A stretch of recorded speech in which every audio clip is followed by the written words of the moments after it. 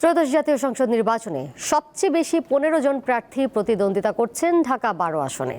সমর্থন পেতে প্রার্থীরা এলাকার বিদ্যমান সব সমস্যা পর্যায়ক্রমে সমাধানের প্রতিশ্রুতি দিচ্ছেন। ভোটারদের আশা, নির্বাচনের পরিবেশ সুষ্ঠু থাকলে যোগ্য প্রার্থী নির্বাচিত হবেন।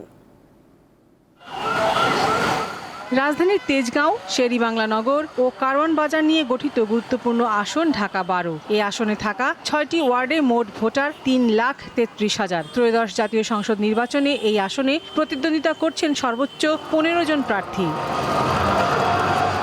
এর মধ্যে উল্লেখযোগ্য বিএনপি নেতৃত্বাধীন জোট থেকে নির্বাচন করা বিপ্লবী ওয়ার্কার্স পার্টির সাধারণ সম্পাদক সাইফুল হক, জামায়াতে ইসলামীর সাইফুল আলম খান মিলন, স্বতন্ত্র প্রার্থী সাবেক বিএনপি নেতা সাইফুল আলম নীরব এবং গণসংহতি আন্দোলনের তাসলিমা আখতার।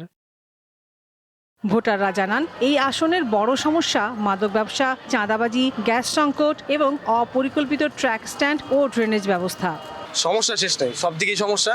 প্রথমে কাজ করতে হলে মানুষের জন্য করতে হলে মানুষের প্রথম থেকে সবকিছু করতে হবে, শুরু থেকে শেষ পর্যন্ত।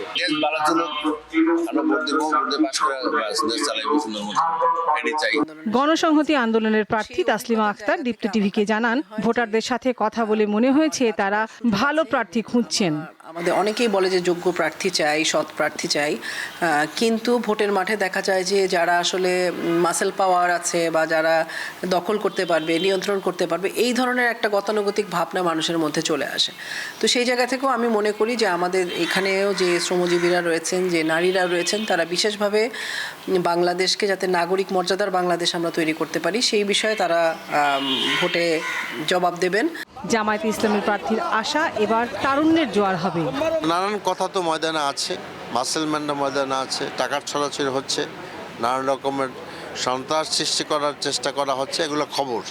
কিন্তু আমি আশা করি যে ইলেকশন কমিশনার এবং আইন শৃঙ্খলা রক্ষাকারী বাহিনী যারা আছে, সরকার আছেন, তারা একটি সুষ্ঠু নির্বাচনের জন্য আমি তাদেরকে বদ্ধপরিকরই দেখতে পাচ্ছি।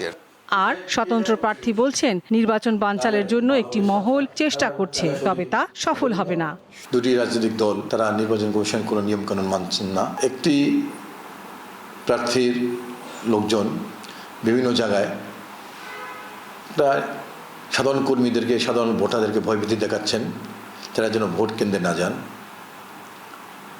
তো আমার বিশ্বাস নির্বাচন কমিশন এই সমস্যাগুলো সমাধান করার জন্য চেষ্টা করবেন। বিএনপি জোটের প্রার্থীর সাথে একাধিকবার যোগাযোগ করেও তাকে পাওয়া যায়নি। টেলিফোনে তিনি জানান, প্রত্যেকেই সুষ্ঠু নির্বাচনের আশা করছেন। লাবণী গুহ, দীপ্ত সংবাদ, ঢাকা।